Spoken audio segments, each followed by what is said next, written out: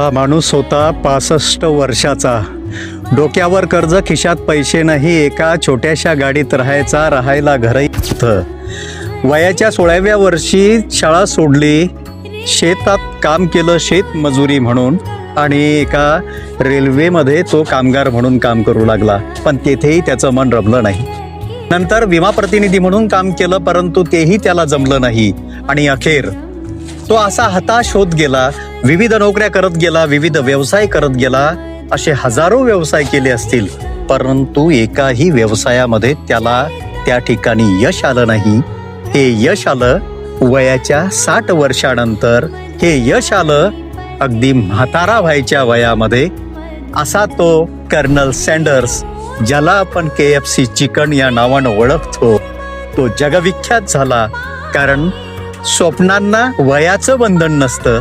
तुमचं कर्तृत्व जर मजबूत असेल तर वय मात्र त्याला थांबवू शकत नाही, आणि आपण जगविख्यात झाल्याशिवाय राहू शकत नाही. नमस्कार.